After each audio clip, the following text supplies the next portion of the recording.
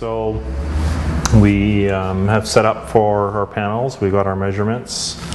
We have our center line. We know our starting point as far as level goes off of the mantle. We can measure over to see what our two cuts are going to be. And with our panels, we've got a assortment here of light, medium, and dark as far as shading goes. Now, it's typical that the material will be like this. It's best to go through the order and lay them out, have a look at them, preferably in the natural light, so you can see the difference between each one. Look for those shading characteristics. And then again, if you have a chipped corner or an edge, that can be used for a cut. But the most important thing is the shading. So you want to just have a look at it. Preferably, I like to start with a darker panel down low and work up to a lighter panel. So progressively you'd have darker ones, and as you got higher you'd go to a lighter panel. Tends to work out a lot better for look and finish. And now we can just lay these out, measure them up, cut them, and start installing. So if you have, a cut on this side, I make sure that I start, this is my side that I'm cutting. This is the part that's going to be waste. When I come to this side, then of course that would be reversed. This would be the side I'm looking at more. And it just keeps everything in perspective rather than trying to measure it backwards or anything. So this is my right side. So we've got our pieces cut for the wall here to start with. Now, with cutting these panels on the water saw, you want to make sure that after you finish cutting, you wipe off the excess water and dry them with a rag, paper towel, etc. Excess water can darken them. It can also inhibit the bond when you're cementing them on. So a key factor with it as well is to dry them off. Once they're sealed and grouted afterwards, everything's fine. But in working with it during the installation process, it is good to keep them dry and stain free. So that's a key element in a successful installation. Because we're sticking to plywood, regular cement will not bond to it, so you need the additive in there. Again, you can use a cement that has the additive in it already, but again, I prefer to use the non-modified cement with the acrylic put into it. So I think it just performs a lot better. We're ready to install our pieces. Now, with checking these pieces for flatness, some of the larger format tiles, 18 by 36, 24 by 36, will have some more cupping issues with them.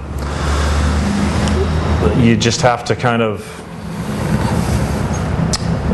let the piece kind of do what it wants to do in a way.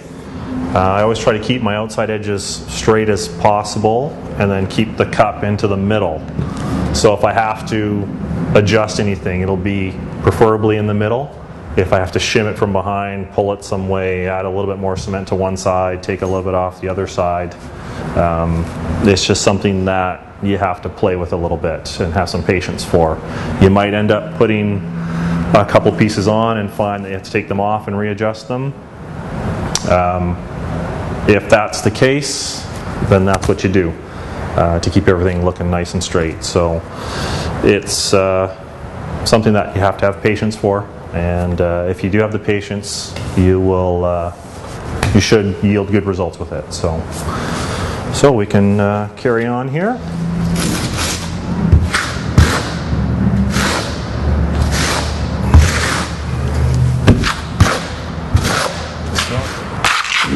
And again, with our finished edge on both left and right side, we're not going to spread right to the end, just to keep that edge clean.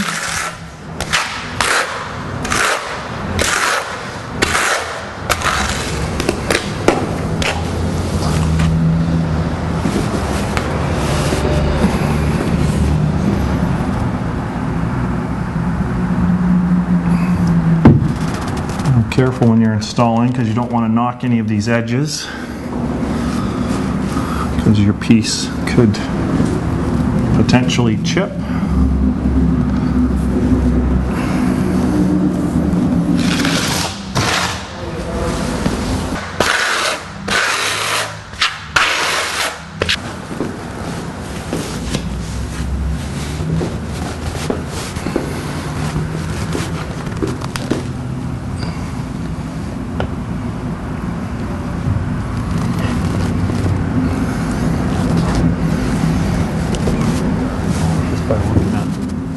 The mantle, then I'm off a little bit.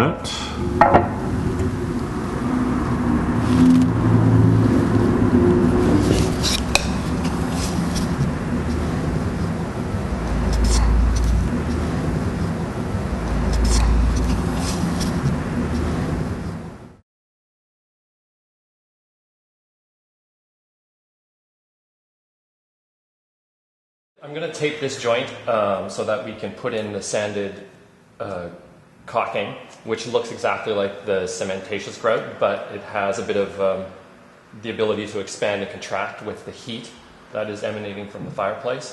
So that will help to prevent any kind of cracking that might occur. So to mask this off, you need to kind of catch the edge of the bevel. Don't overlap it, but just sort of come to the underside. This process is the same for the trim panels and the fireplace. Once the caulking is in place, remove the tape immediately. The acidity from the tape can react to the surface of the concrete.